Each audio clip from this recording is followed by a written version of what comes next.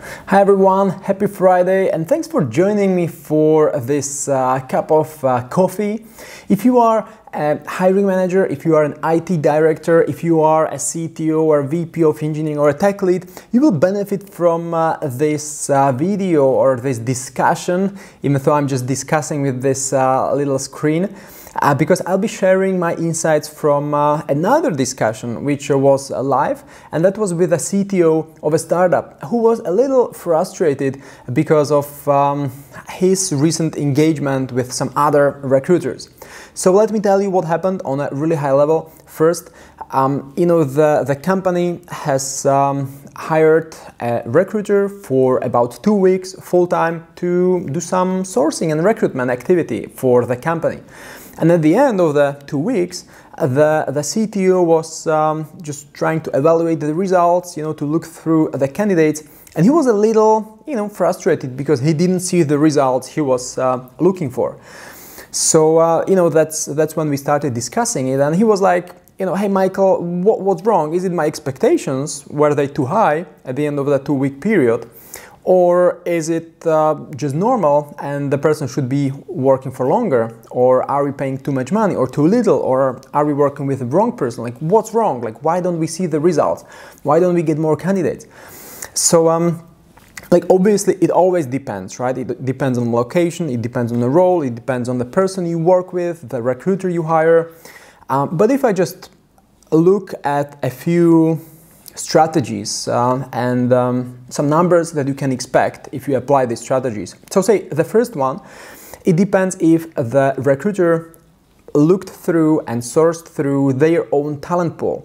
This is really the easiest sourcing strategy. If a recruiter has their own database, a talent pool of 5,000, 10,000, 50,000 of IT professionals, they can just go through them. They have already existing relationships. They have already some information in the database or a candidate's profile, etc. So they can really go through it quickly. And within a day, probably arrange 20 calls. They can call 2 more numbers, but not everyone picks up a phone. But I would expect, at least 20 phone calls longer than 10 seconds per day that are really meaningful, where people don't just hang up after 5 seconds, right? So like 20 discussions, 20 calls with prospect candidates are like normal with a database that is already created, right? Like when the recruiter has already access to a database. And now, probably the person the CTO was working with didn't have such database. Then obviously this strategy is not applicable. Then the second best strategy would be to use LinkedIn, because a lot of IT professionals are on LinkedIn anyway. So I know that the majority of recruiters go to LinkedIn and start sourcing on LinkedIn. So in a better case, the recruiter would already have thousands of connections, first connections, because the advantage of first connections is that the recruiter can send messages directly, which is much faster, right? If the developer didn't have the connections yet, he would need to go through the process of first looking for the potential candidates on LinkedIn and then connecting them. So say on a regular day, probably 100 to 200 connections could be sent, connection requests, because technically even more, but LinkedIn can then flag the account and suspend the account, which also happened in my case in the past. So I've heard about, some say 75 connection requests per day, some say 150 is okay. Like I would not go above 200 probably, just to stay safe. So if you just think about it, 200 per day, out of those 200, maybe only 30% are accepted within 24 hours. So, this is a great strategy, but it's not a good strategy if you are looking for some really quick results. So, and it also depends if the hourly rate is all right, justifiable. So, I, for example, hire people to perform this kind of a job for say $10 or $15 per hour.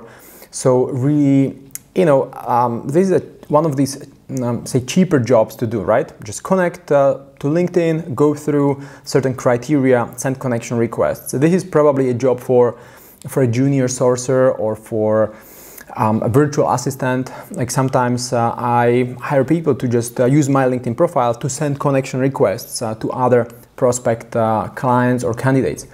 So the problem can happen if you pay way too hourly rate to perform this rather low-level job, right? The other problem is if you as a hiring manager expect results really quick.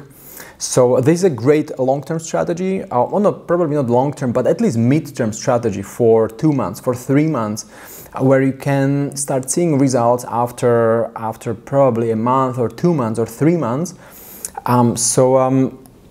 If you expect results within 2 weeks and you pay high hourly rate, like this is obviously not a good fit.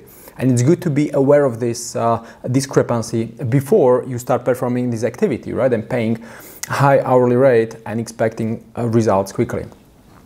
The suggestion in this case actually would be to use social media ads instead, which is also something that I set up here and there. It depends on the urgency, but ads, paid advertisement, allow us to send thousands of messages automatically through these platforms such as Facebook or LinkedIn directly to those prospective clients, prospective candidates within a short time frame. Okay, so there are ways to mitigate this.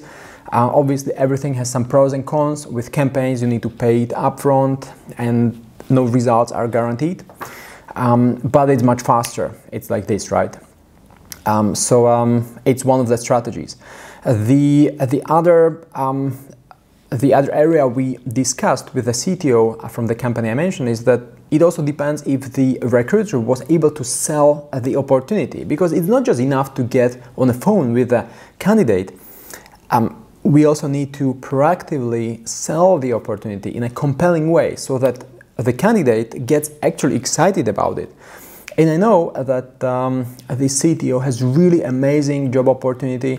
This is something I would totally call a dream job for many, especially people who are in Europe, for example. This may be a transformational job opportunity.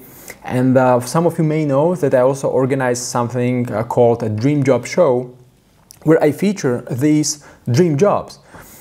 Some of the jobs are sort of casual, they don't pay well, there is a lot of legacy software involved, there is no really exciting technology. So it's like, nah, okay, well, let's see, if there is anything else, I'll work here. But some job opportunities are really amazing, like a great team, very, very cool product, some high tech.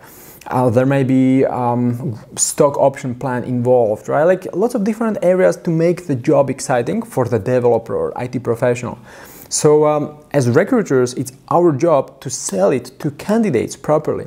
So I'm not sure if the other recruiter was able to sell it to candidates. So it's not enough just to get on calls with candidates, but also to sell those opportunities.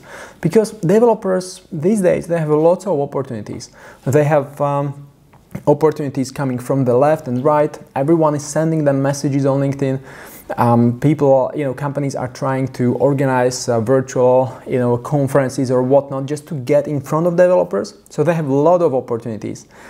We need to do a really, really good job in advertising these vacancies, making them attractive.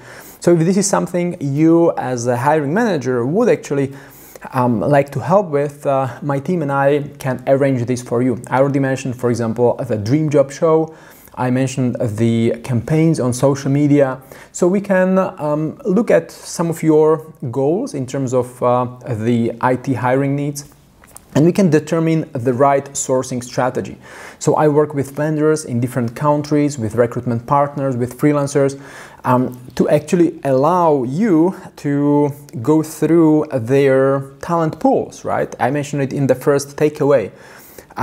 If this is the easiest, to get in touch with someone who has 10 or 20,000 of IT professionals in their database, and you can just ask, and they can source like this. That's easiest and fastest. So we can arrange this for you. We can arrange campaigns on the social media. We can arrange the dream job show. We can even source candidates on GitHub, which very few recruiters can these days. I did it years ago already when I was the CTO. I have created a course for other recruiters to learn about this strategy, and yet they don't use it. So like really very few recruiters these days know how to use GitHub to source candidates. So if you'd like me to connect you with some of those who are really good at it, then just let me know. You know, there are opportunities for improving this process. We can help you identify the right strategy, the right sourcing strategy, even in different countries, right? So if you want to source in Europe or in Eastern Europe or in the United States, we can arrange this.